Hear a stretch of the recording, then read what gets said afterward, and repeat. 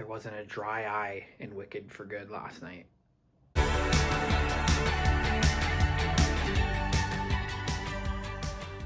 My eyes were dry, but that's mainly because I don't show a lot of emotion on the outside when I'm watching movies or listening to music, even though I feel it like crazy inside. Like, the MJ musical is the only thing that's ever made me tear up.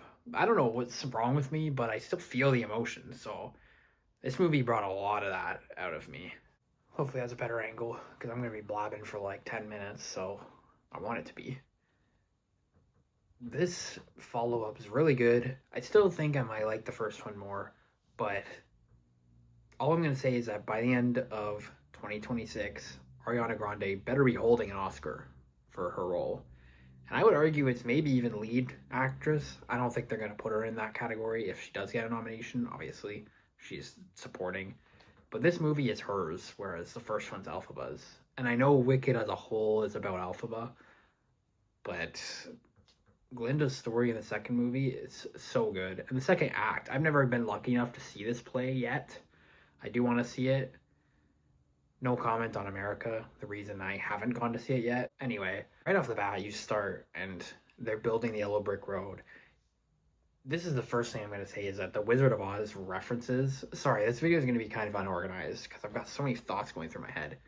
But the Wizard of Oz references throughout the whole story, and having Dorothy without her face, but with the iconic outfit and the iconic hair and the slippers that are like silver, but they're not red.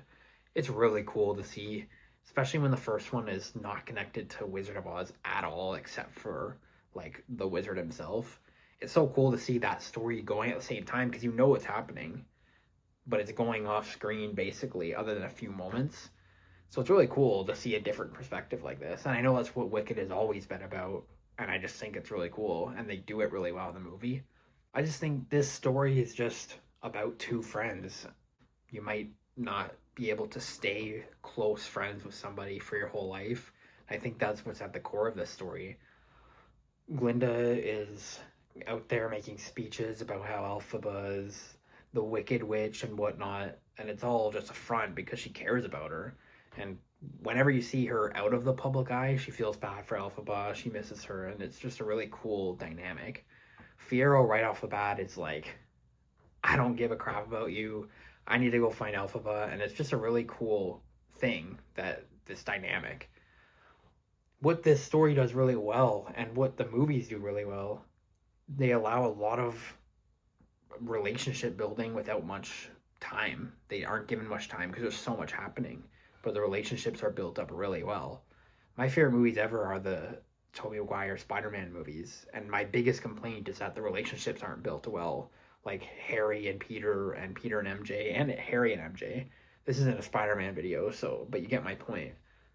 I think with the little screen time that Elphaba and Fiyero get, and Elphaba and Glinda get, it creates a lot of stuff for you to care about, though, a dynamic you can actually care about.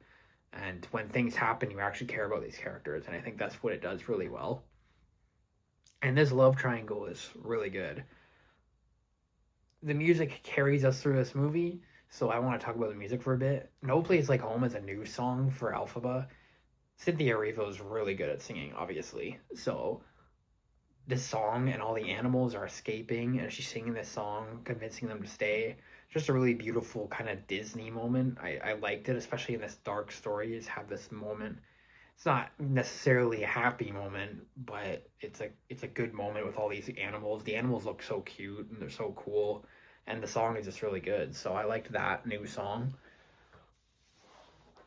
But as we progress, we get to Wonderful, and Elphaba's visiting the throne room, or the castle of Oz, and there's a song between the wizard, Glinda, and Elphaba about asking her to stay and how it will be wonderful. I was lucky enough to see it in IMAX with my girlfriend. She loves Wicked, so half of the movie I got to just watch her watch it, which was just as fun. But yeah, this wonderful sequence, especially in IMAX, it's so nice. There's green lights, they're transitioning to pink lights, there's some of both, and it just looks beautiful. The stuff they do with the camera is great. And by the way, this film is lit and looks a lot better than the first one, because that was my biggest complaint of the first one. This moment is just nice, and Elphaba's happy for the first time for the whole song till she realizes what's going on. After some crazy events, she's running off with Fiero. Linda is very upset, but these are my favorite moments of her, possibly in both movies of anybody, because she's upset, and usually in a film, they're upset, and that's pretty much it. They're upset, they want revenge, and she does have a moment like that. And once she calms down, she realizes that's just how things are meant to be. She's still upset, but she has love for both these people. There's lots of moments throughout the movie that you'll see she gets to really express that love for Elphaba and Fiero, and she doesn't hate them for being together. It's just not the situation she wanted, but she knows that's what's meant to be. So I think that's really good, and it's not something that's very common. Linda's really just the heart of the story. Ariana does a great job portraying being heartbroken, but also having love for these people, and it's what carries the whole movie through for me. The music's great, the acting all around is great, but that's really what I stuck onto. Following this big thing, Elphaba starts to really bring signs out of the Wicked Witch. Characters are turning into iconic characters from Wizard of Oz. I won't spoil it, even though it's obvious and everybody knows, but all the things are clicking together. It's kind of running at the same time as Wizard of Oz, and then we reach For Good. Amazing song.